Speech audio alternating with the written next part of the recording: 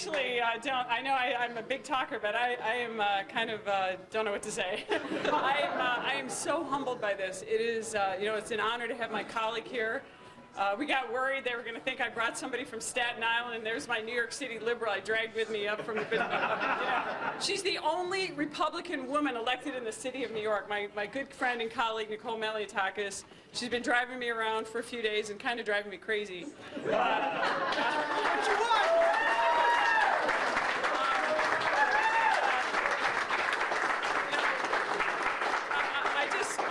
I just want to say, first of all, to thank the voters for seeing through what was a really, really tough campaign. I know this has been a tough presidential year, but this campaign was really brutal on a lot of voters, especially a lot of senior citizens who, I've been making phone calls the last few weeks, and they were just, it was very upsetting. It was kind of like a bullying situation, but and they're really smearing my good record.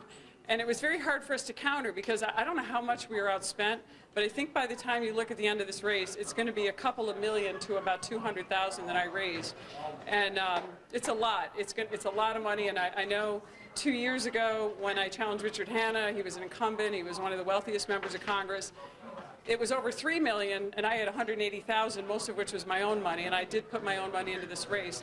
But I look out and I see so many of you who have believed in standing for what we stand for as independent Republicans, just trying to restore our Constitution, trying to bring back some common sense, get away from the cronyism, just the pay-to-play game in Albany, and Nicole knows that well. We've been fighting it. I stood up against Shelley Silver, and I always remember the day I came back to Albany. It was like a Thursday, and I came in on a Monday. And everybody came up and said, "Oh my God, you're going to get your brake lines cut. Don't you know what you're doing? This is the most powerful person in the state of New York." And I just knew it was wrong, and it was just wrong what was happening. And the taxpayers, hopefully he will face jail time. I know he's been sentenced, but it's been really tough and really just hard to watch these commercials pinning me with Sheldon Silver, of all people. And it just shows you the dishonesty in this campaign against us. And I don't know, I'm just really relieved that the voters, the majority of the voters were able to see through this. I just see all of you, so many of you were involved in all this from the very beginning. And I hate to pick out names, but I want to just say, Christine Giotto, I don't know where she is. She is the...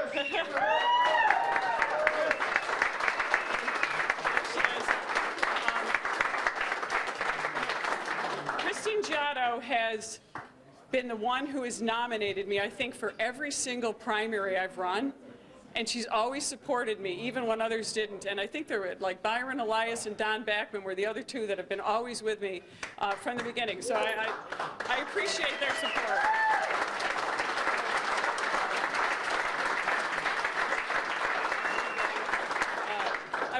I also just want to, I see so many of you in here I want to say thank you to, but I do have to say, or blame, Dave Townsend for getting me started in politics.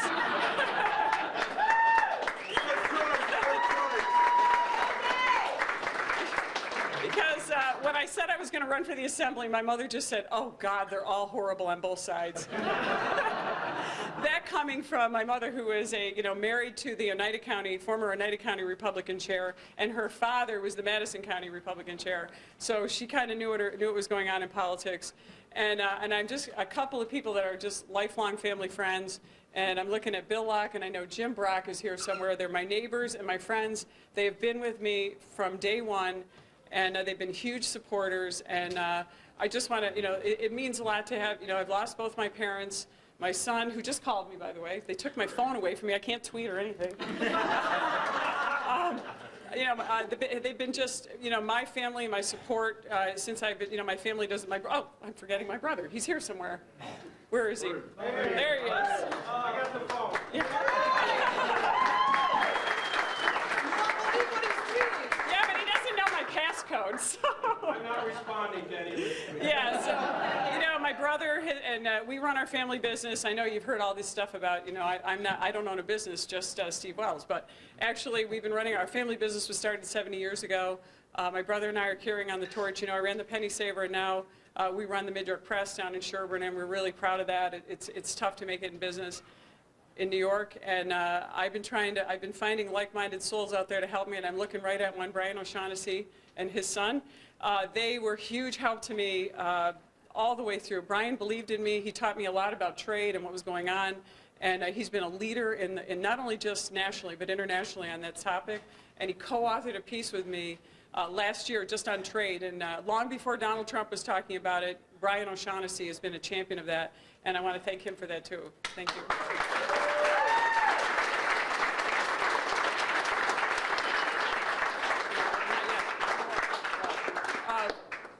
When do we start? 5 minutes. 5 minutes, okay. We're not on live, right? No. All right. Yeah. Yeah. There, yes, you are. Oh, all right. Oh, yes, I am. Okay. Yeah, and I look around and I know we had a lot of fun with the campaign. I got a lot of young people in the campaign, and they called themselves the Claude Squad. So wherever the Claude Squad is, you can cheer.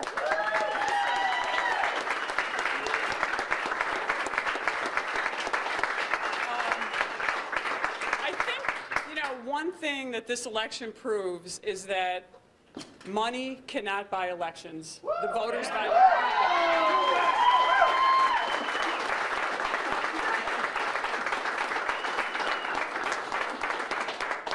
I'm pretty sure. Lies can't buy them.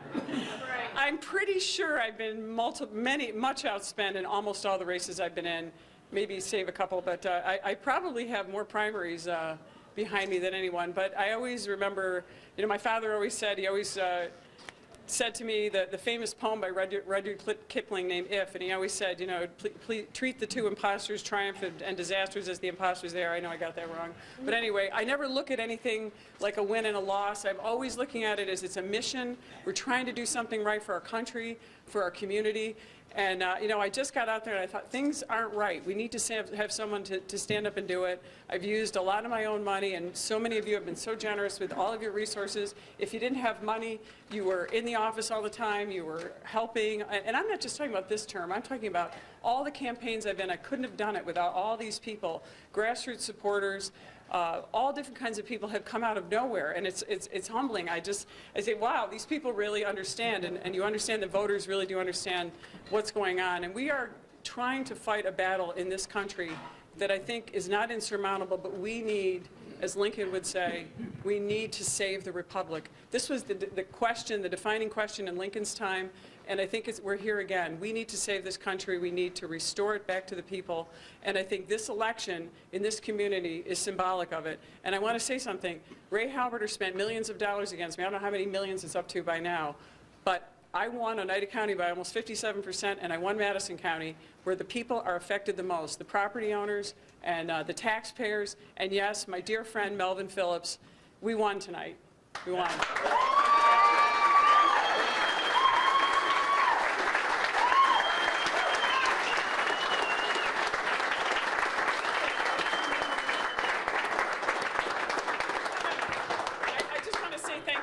You've all been great. It's just been really tough campaign. Obviously, a lot of work, and there's days when I've been tired, and the Claude Squad gets me going, or I walk in the office and Les LeBrec's there, or I get a weird text from Scott Balicki, who's sitting over here, and all kinds of fun stuff. Everybody has contributed in some way to just keep me inspired and get me going, and anyway, it's just been energizing. There's days when you want to quit, but that's why you have people out there supporting us. And this isn't about me at all. This is about the voters finally getting somebody in office that's going to directly represent them. Not going to be beholden to the special interests. Not going to be beholden to Ray Halberter. And I think that that's a really big story for this community.